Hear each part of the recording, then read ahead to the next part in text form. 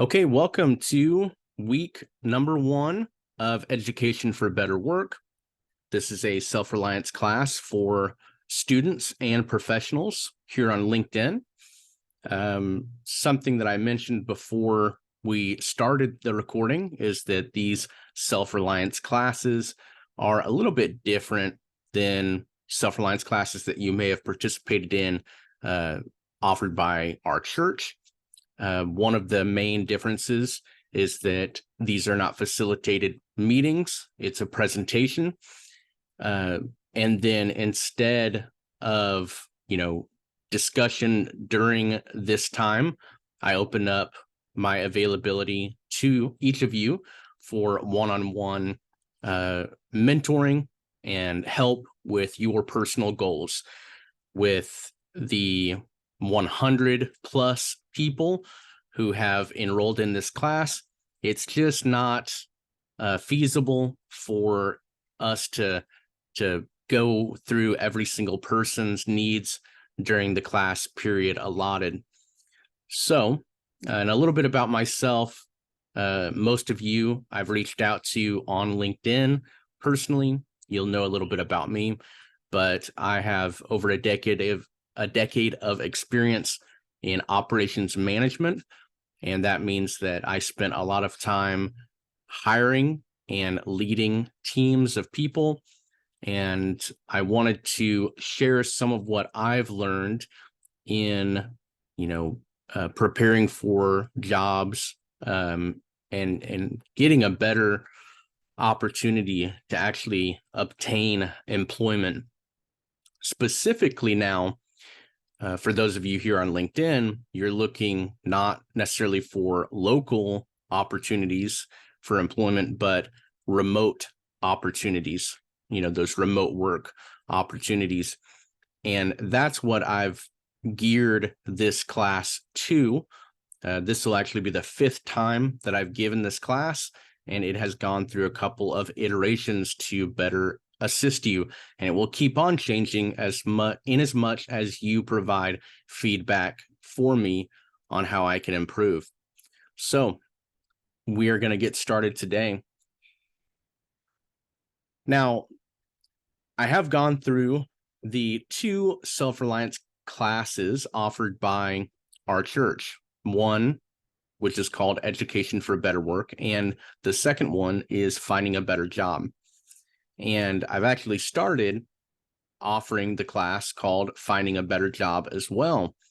However, it is kind of the part 2 to this class. This class goes for 6 weeks, and then we do Finding a Better Job for the next 6 weeks, a total of 12 weeks, 6 weeks to get you job ready, and then 6 weeks to actually get you a job.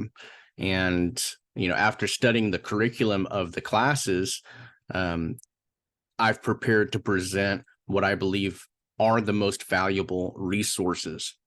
Now, the reason we focus this first 6 weeks on education and the acquisition of skills for better employment is because the demand for the skills that earn you an income, they never decrease. They never decrease in their demand and their importance. So, for example, when the economy isn't doing as well, the skills that we want to focus on, they don't go out of style. They don't lose the demand among employers. Employers will always need these skills to help them even in those economic downturns. Now, education is the way out. It's the way out of poverty. It's the way out of ignorance. And it's the way out of being reliant on someone else and actually being self-reliant. Now, today, we're going to talk about options. And there are so many options when it comes to an education. And these options actually allow us this way out. With the many options that we have for an education in general, there are also options on how we leverage the education or training we receive to earn more money and become self-reliant. For example, We can use education to get a new job, or we could use education to get a better role or grow in a role that we are currently in. We can seek a promotion or a raise. We can also choose to work for ourselves and use our knowledge and skills to serve others and, provide products, things like that. We can also choose to start a business, not just work for ourselves, but hire others and manage the business, using the skills that we develop to do that.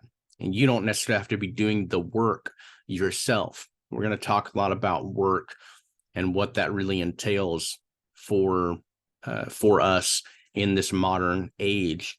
And we'll do that in the coming weeks. And again, these are just options that you have with education. Now, I want to share an excerpt from a poem with you, and it's "The Road Not Taken" by Robert Frost. And this line reads, "Two roads diverged in a wood, and I took the one less traveled by, and that has made all the difference." At face value, the choice of which road to take when it comes to education, it seems pretty straightforward. After all, when it comes to our education, we know the traditional path of pursuing formal education and then entering the workforce. Some of us are students, and some of us are even graduates. So we know this path very well. However, when you realize that there are more options, such as a road less traveled or a road with fewer directional cues posted, fewer signs, kind of, less beaten because fewer people take those paths, you have a better understanding of what is really available to you as a student and as a professional here in 2023 and beyond. You'll know the options of choosing a job, choosing an education, even options for succeeding in your education and preparing for the workforce. And this is exactly what this self-reliance class is going to be digging into, identifying these less traveled paths or roads less taken, and, illuminating them, making them less scary for some people who want to take those roads. For example, I'll tell you right now, the road less taken is a remote job in our day and age, right? Most people are going to go to an on-site job and work that job. They're going to, here in the United States, they're going to commute to their job, and they're going to work, they're going to go home. People in other countries, they're going to settle for what they can achieve in their local, geography. But it may be more difficult in the early period of getting that remote job and getting jobs that, really do lead to you being self-reliant. But it will be worth it in the end. It will make all the difference, as Mr. Frost said here in his poem. So the objective for this week is choosing a job, and that may sound overly simple, but what we need to do, the first decision that you need to make is the job that you want. You need to know as well the necessary job training or education. So choosing the job first, and then choosing the education to get you to that job and make you qualified for that job. Entry-level jobs will often require some formal education, but not a full-blown degree, right? Other jobs will only require the minimum educational standards of the country of origin.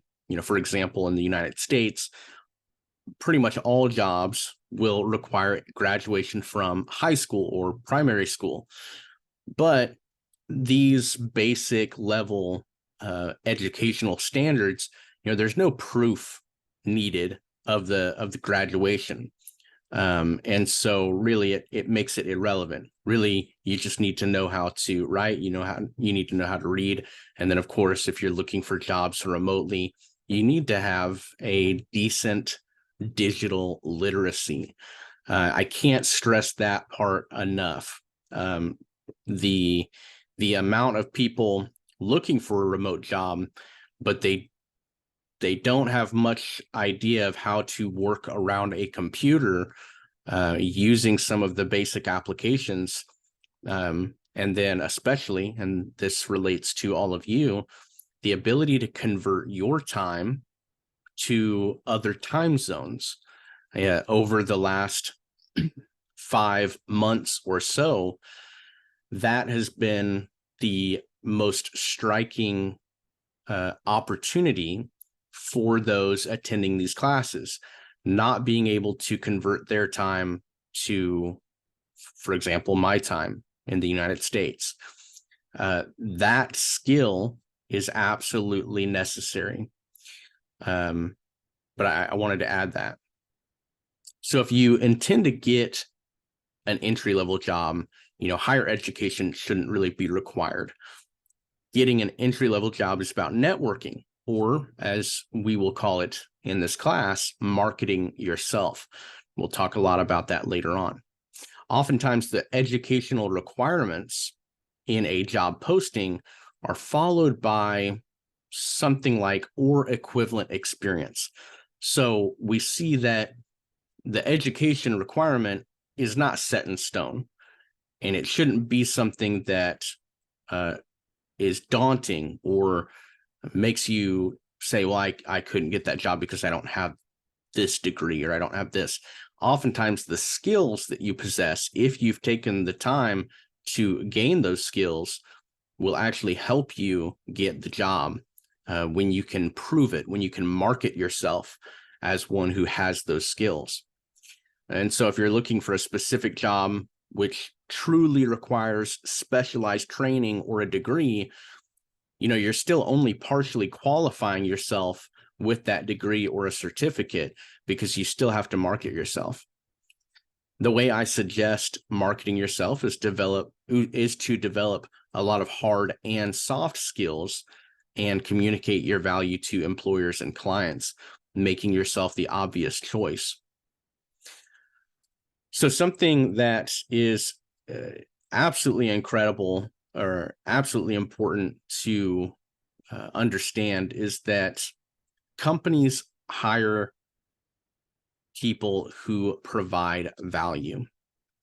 And so when choosing your education, it's important to know what's the value that you can provide that is a result of you obtaining this education. In certain industries, but mainly in these entry-level roles that we've been discussing, companies are going to try to turn this around on the candidate.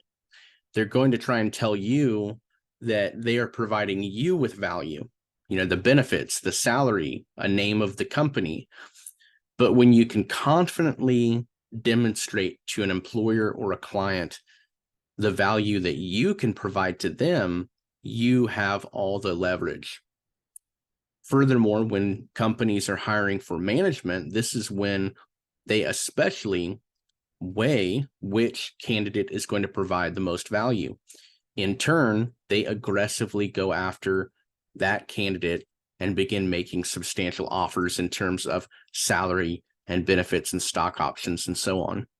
So when it comes to understanding the job market, you need to understand that by following the more traveled road of getting an education and then finding a job, that may lead to employment.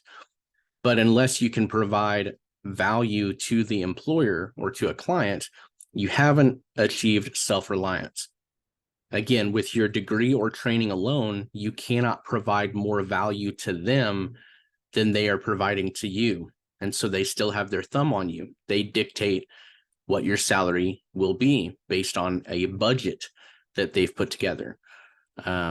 They also determine your schedule and things like that. So the option we have to take, instead of following carefully the path of self-reliance as we are taught it, we have to be more aggressive And when I say aggressive, I could also use the word intentional. We have to be intentional about our education and our preparation for the job search. When you can match your skills with the employer's needs, first, it makes it easier to find the job that you want. It also clarifies the skills that you need to develop or sharpen.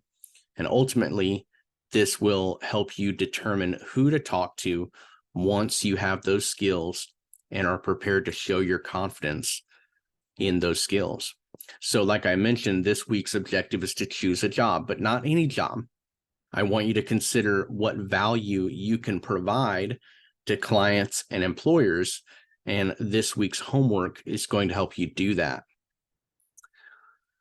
So looking forward, well, looking right now, we've had our kickoff meeting today. Looking forward, we have 6 weeks of this Education for a Better Work class.